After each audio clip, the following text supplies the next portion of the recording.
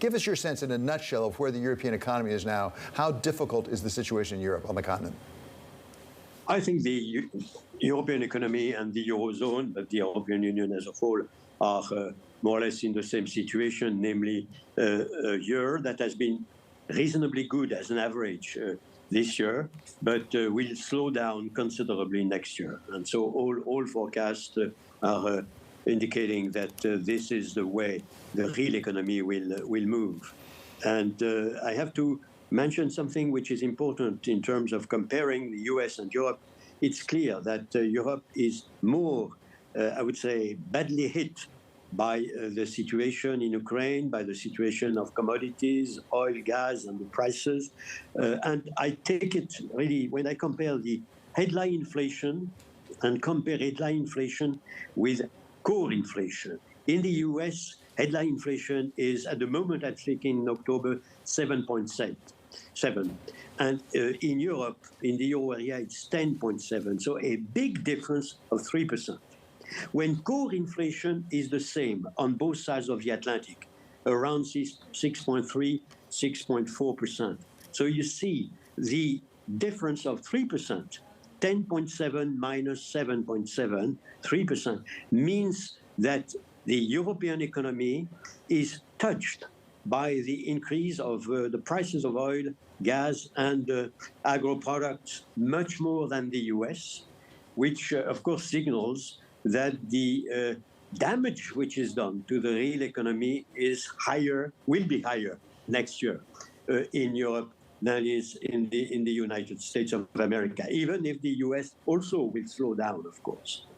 So that's a very important point, which we must have in mind when we compare the policies and the situation on both sides of the Atlantic.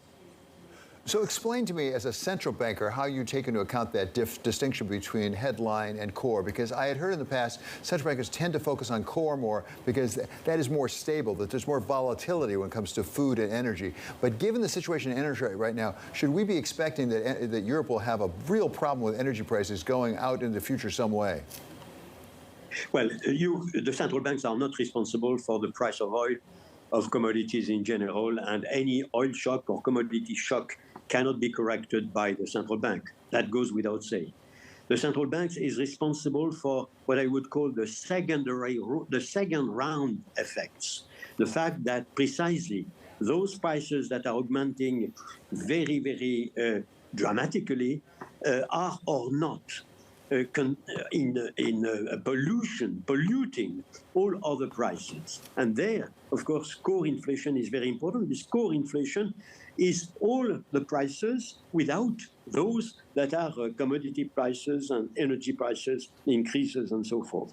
So I would say on both sides of the Atlantic, the central bank have to concentrate on preventing the second round effects. And they are starting from the same point because, again, we have the same core inflation in the US and in Europe, 6.3, 6.4.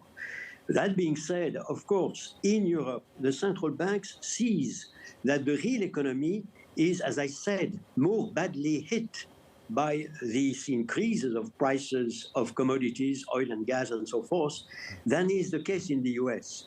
So the European Central Bank has to take that into account when it, I would say, designed its monetary policy. Part of its job is done, if I may, by the weakening of the real economy, the weakening of demand, which comes out of the headline inflation. So all taken into account, I'm not surprised that the Euro Central Bank, the Euro area Central Bank, is a little bit more cautious than the United States, because again, part of the job of the ECB is done by this very, very damaging, I would say, impact on the real economy by war in Ukraine and all what goes with this commodity increases prices. So, Mr. Trichet, let me pick up on that point exactly. As you compare Europe on the one hand with the U.S. on the other hand, in the U.S. now there are some indications, it's too soon to tell for sure, that maybe inflation is peaking. We've heard from, for example, Lael Brainerd, the vice chair, just yesterday saying maybe they'll be able to slow down, maybe the rate of increases. Is it possible, in fact, that the prospects of recession in Europe actually will have something of the same effect? Should the ECB be slowing down in its tightening? No, I don't think that the ECB should slow down personally. Of course, I make absolutely no forecast of any kind.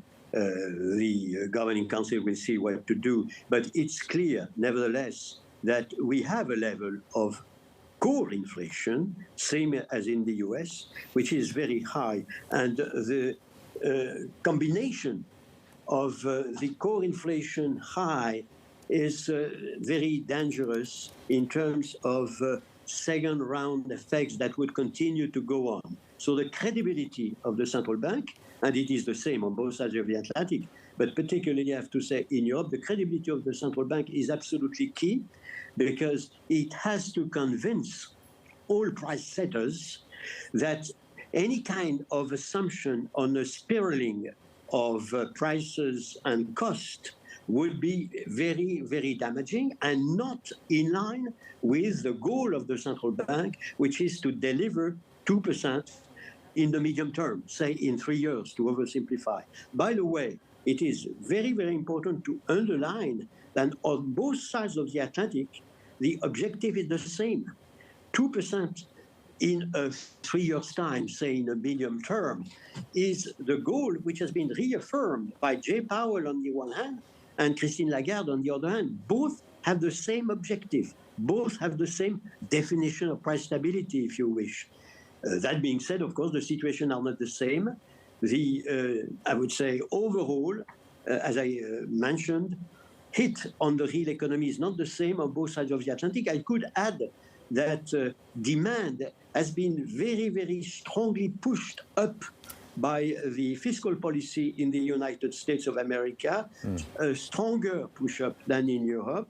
That being said, all taken into account, both central banks have to take into account absolutely all elements that are at stake, including the exchange rate, because at the moment we are speaking, the US economy is importing disinflation, and the European economy is importing some inflation through the exchange rate mechanism.